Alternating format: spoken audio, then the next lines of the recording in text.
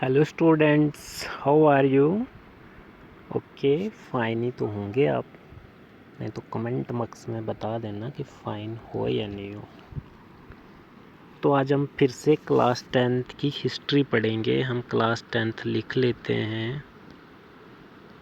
Class 10th की क्या पढ़ेंगे हम? हिस्ट्री।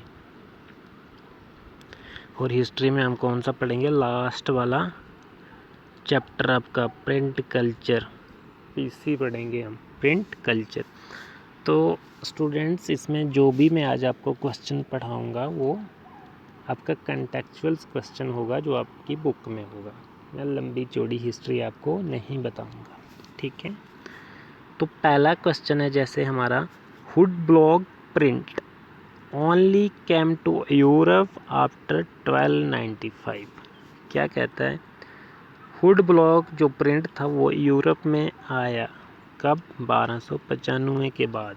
तो इसके बारे में हम देखेंगे कि 1295 के बाद, 1295 के बाद आया जो। तो पहला बात, China had the technology of hood block printing. सबसे पहली बात तो ये कि जो हुड ब्लॉक प्रिंटिंग की जो टेक्नोलॉजी जो थी वो चाइना में थी। देखो चाइना में क्या क्या होता है, उस टाइम से ही क्या क्या था।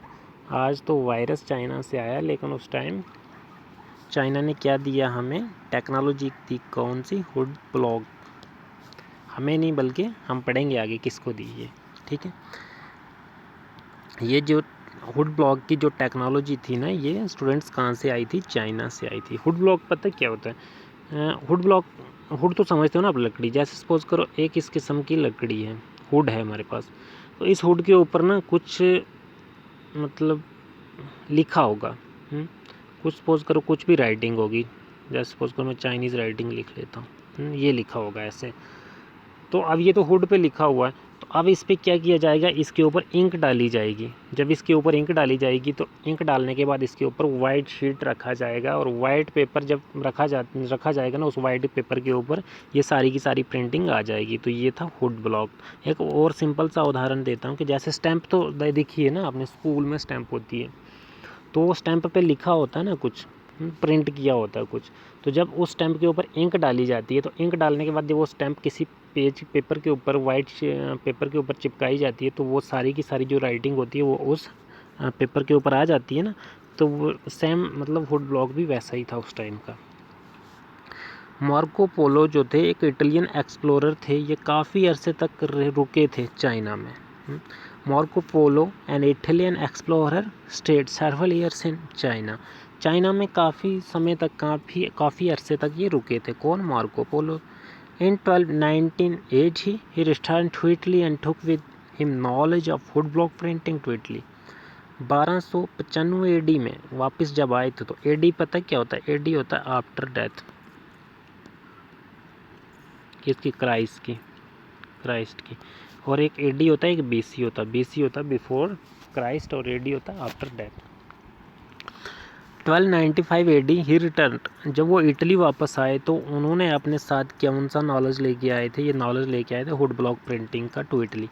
जो चाइना में पहले हुड ब्लॉक था ना, तो जब ये वापस आए तो इन्होंने ये वाला नॉलेज अपने साथ लेके चले गए इटली। तो जब इटली पहुंचे तो Italians began producing books with wood block and soon the technology spread to other parts of Europe. जब इटली में ये पहुंची टेक्नोलॉजी, तो इटालियन से वहाँ के लोगों ने बहुत सारी बुक्स को छापना शुरू कर दिया, बुक्स को प्रोड्यूस करना शुरू कर दिया इसकी हेल्प से, हुड ब्लॉक से। और जल्दी ही ये टेक्नोलॉजी पूरे यूरोप में फैल गई, ठीक है? पहले इटली में आई और उसके बाद ये पूरी की पूरी टेक्नोलॉजी कहाँ पे फैल गई? पूरे यूरोप में फैल गई। और 1295 से पहले यूरोप में किस किस्म के, जो यूरोप था, इटली था, यहाँ पे किस किस्म की ये बुक्स, कैसे बुक्स प्रिंट की जाती थी? वो थी मॉन्यूस्क्रिप्ट्स, हाथ से लिखी जाती थी, ठीक है? सिंपल सा आपको समझ आ गया ना कि चाइना में जो सबसे पहले ये हुड ब्लॉक की चाइना में ये टेक्नोलॉजी थी। अब एक इटली के एक्सप्लोरर थे, वो काफ़ी समय तक चाइना में रुके थे, लेकिन जब वो चाइना से वापस चले गए, उनका नाम क्या था? मार्को पोलो उनका नाम था। जब वो चाइना से वापस चले गए 1295 में, 1295 मतलब 13th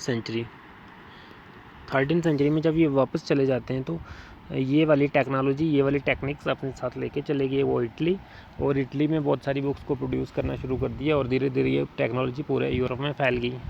और 1295 से पहले यूरोप में क्या था, मनुस्क्रिप्ट हाथ से लिखा जाता था। तो स्टूडेंट्स आपको समझ आज आ गई होगी ना। Okay, bye.